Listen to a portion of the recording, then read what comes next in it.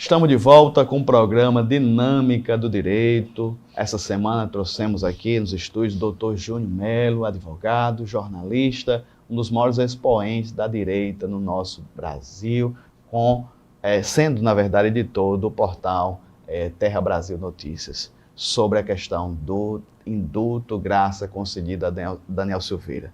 Dr. Júnior, vamos agora à questão dos efeitos da graça concedida por Bolsonaro. Alguns afirmam que seria apenas a questão da pena, a punibilidade, né, a aplicação da pena sobre o mês, que inclusive foi muito pesada, 8 anos e 9 meses, e que não abarcaria a questão da elegibilidade. Ou seja, Daniel Silveira estaria inelegível na média dos 8 anos, para concorrer a cargos públicos. O senhor tem um posicionamento a respeito? Haja vista que é um tema controverso, ainda não está pacificado ainda? Olha, eu não vejo controvérsia nesse tema. A partir do momento que se há um indulto de graça, porque existem 3 tipos de indulto, né? O indulto, a anistia e a graça. A graça é quando o presidente passa uma borracha no crime. Ele diz, não, aqui não houve crime. Ele tem esse poder? Tem. O STF pode muito, mas não pode tudo. Assim como o presidente e assim como o legislativo. Então o presidente ele passou uma borracha. Quando não há crime, os seus acessórios morrem.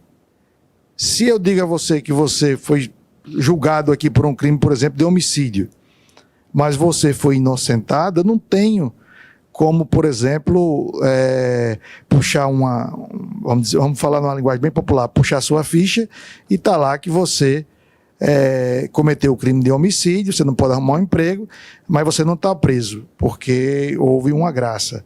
Não, ou você cometeu o crime, ou você não cometeu o crime. O judiciário diz que sim, mas o presidente tem o poder de dizer que não, que o judiciário errou. É muito poder, mas existe, eu acho que isso foi usado pouquíssimas vezes depois da República, salvo engano, a graça nunca tinha sido usada, né? Ser indultado com a graça foi a primeira vez que se usou e a graça, realmente ela extingue a pena, ela extingue até o crime. Então não tem como você ser julgado com base em um crime que foi extinto. Não, esse crime não existiu. Na visão do presidente, está lá, é privativo do presidente, só quem pode fazer isso é ele, do presidente da República, e não tem como deixar inelegível. Eu acredito que o STF vai tentar novamente inovar, o nome disso é ativismo judicial. É quando eles não vão pela lei, eles vão pelos seus pensamentos. O ativismo se tornou, vamos dizer assim, mas a prática normal, o que deveria ser uma exceção. Claro que o juiz ele tem o livre poder de convencimento, mas ele tem que ser balizado pela lei. E deixar ele inelegível seria como dizer que o presidente da República não tem seus poderes plenos, né? E como ele concedeu a graça, Daniel Silveira provavelmente deverá concorrer. Eu acredito que Alexandre de Moraes não tem todos os ministros do lado dele quanto a isso. Isso vai ser discutido em plenário. Eu acho que alguns ministros até são contra chamam de xerife, né? O próprio Marco Aurélio de Mello, quando saiu agora, disse que é muito ruim as medidas que Alexandre de Moraes tem tomado. Agora, isso vem... como chegamos a isso? Né? E aí eu poderia discorrer aqui, se me permitir, como é que chegamos a esse embate. Na verdade, o STF ele começou a implantar, devido às nomeações feitas no governo do PT, ele começou a implantar uma agenda progressista, que na verdade progressismo eu acho até um eufemismo, né? Um nome bonito. Na verdade ele quer implantar, eu entendo como caos na sociedade. Quando você quer acabar com a família, quando você quer acabar com os pilares da sociedade, e é mais ou menos isso que o STF quer fazer. E isso aí tem no Manifesto Comunista, lá do marxismo, se a gente voltar, e não vou falar sobre isso aqui porque nós não temos tempo e talvez as pessoas não entendam, mas eu recomendo que, por exemplo, leiam o livro de George Orwell, que é 1984, esse filme. E é um livro quase que profético, porque ele diz, olha, se o comunismo continuar, vai ser assim. Eles vão mudar a língua. Por exemplo, hoje, eles querem mudar a língua. Todos eles querem colocar todos. Não ter homem nem ter mulher. Você que vai escolher. Quer dizer, se você colocar 10 homens numa ilha, daqui a 80 anos não vai haver mais nenhum vivo. Então, não adianta. Deus nos criou. Deus fez perfeito o homem. Existem umas gambiarras aí, mas o que se existe hoje é o que a natureza que Deus fez, que está posta e que não tem como mudar. Não adianta. Eu já vi o homem trans, que é o homem trans, se transforma em uma mulher. E isso é um tema muito difícil, inclusive poucas pessoas falam nisso, porque o próprio STF transformou em crime a homofobia. Mas a homofobia, para você que está em casa, é o seguinte, por exemplo, se chegar uma pessoa aqui, um travesti, você não deixar ela trabalhar porque ela é travesti. Não é isso que a gente está falando. Pelo contrário, a igreja ama o pecador, mas não concorda com o pecado. Se chegar hoje aqui no culto, na Assembleia de Deus, um travesti, ele vai ser muito bem recebido. Vamos orar, vamos pedir a Deus que mude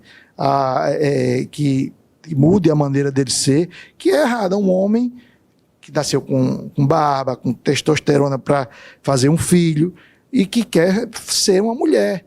Existem alguns tratamentos que forçam essa barra, mas isso é um tema muito complicado. Então começou-se o STF a implantar essa agenda. E essa agenda não é de todos os ministros. Por exemplo, você pega para o ministro Gilmar Mendes, ele não é a favor dessa agenda, mas pelo corporativismo ele vota com os colegas. Se você pegar Dias Toffoli, ele não é a favor dessa agenda, apesar de ter sido advogado do PT, mas ele não é a favor dessa agenda. O próprio André Mendonça entrou lá para combater essa agenda. Nós temos o Nuno Marques, que é contra essa agenda. Já vou falando de 4, né? Mas nós temos outros, são 11 lá, né? Então me ajuda aí que eu sou ruim de matemática. Nós temos ainda 7, não é isso? Mais 7 que mais ou menos seguem essa linha, que foram nomeados pelo PT para implantar essa agenda de aborto, né? Que o aborto é uma questão de... E o próprio presidente Lula disse que é uma questão de saúde pública, que pode se matar uma criança até com 6 meses. Uma criança com 6 meses já está totalmente formada, é um assassinato que querem fazer. E aí o STF hoje houve um recuo dos ministros, mas existem 3 ministros que trabalham nessa linha. Primeiro, 2 da linha ideológica, que é Barroso e que é o ministro Fachin. Eles trabalham muito nessa linha progressista, né?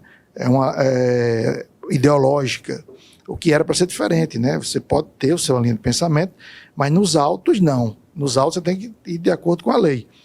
E nós temos o ministro Alexandre de Moraes, que abraçou essa causa de moralismo da corte. Ele não é progressista na sua essência. Ele não é ativista na sua essência. Mas ele... você já ouviu falando aquele negócio que você foi tão fundo no poço que você não consegue mais voltar. Então agora ele é uma questão de sobrevivência que, por exemplo, o presidente Bolsonaro não seja reeleito, porque nós sabemos que o Senado é que pode segurar o STF. Doutor Júnior, assim, nesse embate judiciário, presidência da República, teve essa condenação do Daniel Silveira, deputado federal. A meu ver, quem saiu mais prejudicado, além da democracia em si, o parlamento saiu muito desmoralizado. Você vê seus pares permitir que um deputado federal seja preso, seja julgado e condenado. Eu acredito que foi uma quebra na ordem, sobretudo a questão da harmonia dos poderes. Nesses 2 minutinhos, comente esse fato, essa desmoralização do Congresso atualmente. Esse caso aconteceu exatamente quando Arthur Lira assumiu. E Arthur Lira, ainda inexperiente, fez um acordo pelas palavras duras. Olha que eu não concordo com o que Daniel Silveira disse, você vem reiterando desde o começo. Ele cometeu um crime. Não esse crime na Lei de Segurança Nacional, como ele foi colocado lá, foi posto. Mas ele cometeu um crime. Quando o presidente recém-empossado viu o vídeo, ele disse, não, esse cara tem que ser punido. Vamos dar aqui uma semana de cadeia domiciliar nele, para ele aprender a não fazer mais isso. E fez um acordo entre os líderes para que consentissem a prisão, mas que votassem um artigo logo depois, na mesma sessão, em que esse artigo já liberava ele. E esse artigo ia para o Senado, já estava tudo costurado. Não, então vamos prender e a gente com uma semana solta. O problema é que na hora que foi votar o artigo, o PT chegou com sua bancada e disse, olha, nós queremos colocar outro artigo aqui, um artigo que não se possa prender, inclusive se houver corrupção. Ou se for preso em flagrante delito por roubo. Então, deixou o presidente de mãos atadas. Ele disse, não, aí, se colocar esse artigo, nós vamos deixar para quem é advogado sabe, doutor Nazeu, nós vamos deixar um deputado federal ou um senador quase que inimputável, ele não vai ser punido por nada. Aí foi lá embaixo ainda, conversou, então foi uma falha. Inclusive hoje, se for votado alguma coisa nesse sentido, não passa. Hoje já fizeram as contas lá. Tanto que o Daniel Silveira está fazendo de tudo para ver se vota de novo. Mas eles não colocam mais em plenário, porque sabe que hoje não passa mais uma prisão de um deputado, nem outra reprimenda que seja dura e vinda do STF. Doutor Júnior, vamos para o próximo bloco. No mesmo, queria que o senhor comentasse a questão da tornozeleira e uma multa astronômica, podemos assim dizer, foi aplicada ainda por Alexandre Moraes em face da Daniel Silveira. Então não sai daí, voltamos já.